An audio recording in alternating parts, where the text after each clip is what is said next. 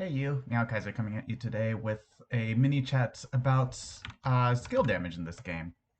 So, it's not, I'm going to list this as a guide because I think it's important, but I mostly just wanted to talk about how skill damage affects the game. I'm not going to say that skill damage is bad for the game or unhealthy for the game. I think that's a very bold claim. Uh, Mostly just wanted to talk about how it affects the flow of the game and how it kind of promoted this meta where it doesn't really play to my playstyle, which is kind of unfortunate, but it is what it is. So before we begin, one really important concept that I'm just going to assume you guys know is effective health. If you don't know what effective health is, you can actually see it in the iCard up on top of me. I made a video explaining what that is. So basically, skill damage in this game means that when you attack somebody, they're going to take that amount of damage. It doesn't matter how much armor they have. It doesn't matter how much damage reduction they have. That's how much damage they're always going to take. So in the case of Spy Umbrella always adds 28. And we have Poison Glass Knuckle, which also adds 28.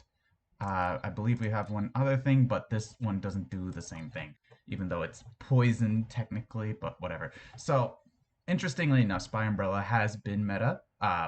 Spy Umbrella and Poison Glass Knuckle will outscale all damage in the game until they hit until they hit like A plus mastery. So it's a very good chunk of the game. And typically what people do is they rush this out and then they use that to secure areas because nobody else can outdamage them. And then they just build a second weapon later when it falls off. So that's kind of the takeaway. In my personal opinion, I feel like skill damage is less valuable in lower level lobbies because in higher level lobbies, there's this expectation that you're going to be full build or close to full build within a few rounds, but that doesn't happen in lower level lobbies. And the best way to punish people that aren't finishing their builds is to just smack them for a lot of damage, right?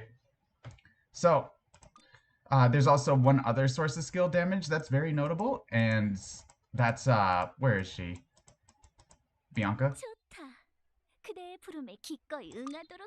Bianca will always hit you for the same amount of damage, and it scales up depending on how often she spams Bloody Hands, and this is based off of her level. So that's just another character that just does not care about how much armor you have, how high quality armor you have. Just hits you for the same, and just doesn't care about you. So I think part of the reason why I personally dislike it is because it makes certain characters less viable. Most notably, high armor characters like Chloe, for example. She really struggles against poison weapon rushers. Uh, Other high armor characters like Bernice struggle against them too. But typically, the only like if you're not going a poison weapon, you have to have enough damage to back it up, and so it's part of the reason why Aya is still viable despite poison being so strong is because she just has a ridiculous amount of damage. She doesn't care anyway. Uh, I Poison Glass Knuckle, which is also for hand, is a little bit less meta. I've seen people force it, but it's a difficult force just because of the pathing. You need a knuckle and glass pieces, and typically what you would want to do is start temple and like go to slums, but those are like highly contested areas. So like it's good if there's like no blade in the lobby, but very often hand doesn't have the tools to kick somebody out of temple and then snowball from there.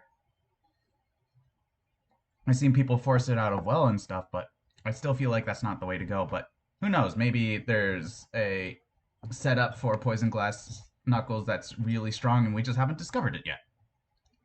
But so it makes forcing certain items a little bit less valuable that I've personally noticed. Like one thing that a lot of people like forcing, which is actually really good in lobbies that don't have poison, is Hero Helmet. Hero Helmets gives you a lot of armor for the early game. It's really good with high armor characters. If you do it on a character like Hyunwoo or what's her face, Chloe, you know, you get like 250 armor, and then Spy Umbrella just comes in and just does not care. Hits you for the same, and you just have to deal with it. Uh, that being said, there are things that you can force against skill damage, right? So like instead of forcing hero helmet, you're going to want to go for like a quicker helmet. And then instead of doing that, maybe you want to force, where is it? Searing Palm Scroll, right? Searing Palm Scroll gives you 5 extra attack every time you land an attack. It does not activate if they guard, but this basically helps you contest, what's it called? Uh, Poison weapons a lot better. Because, they're always going to hit you for the same, but you need, the only way to contest them is to fight damage with damage in that case. Another thing that you can force, I mean, you can't really force it, but you definitely want to be on the lookout for it, is things like Kundala and Moonlight Pendant. Uchiwa's really good too. Damage taken when attack -4, sure. Uh, the subtracting damage doesn't reduce the skill damage, but it still reduces like the regular damage that they do, and then they do skill damage on top of that. Uchiwa, I don't think affects. I mean, the minus damage when attack, I don't think affects Bianca's Bloody Hands. I'm pretty sure it doesn't. I haven't done the testing or the math. Someone can correct me if I'm wrong. But basically, poison has become, well, skill damage specifically has become like this early game monster. And because of it, we've kind of shifted into a meta where early game characters are really good.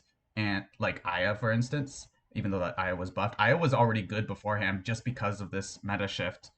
And armor rushing has become a little bit less of a thing. We used to see people like rushing Uchiwa and just pretending they have no weapon for most of the game, and then they build a purple weapon very last after they finish their build. That used to be a thing you could do. Now, I don't think it's viable because you'd still get hit for the same amount by poison weapons, and it hurts, and you just die.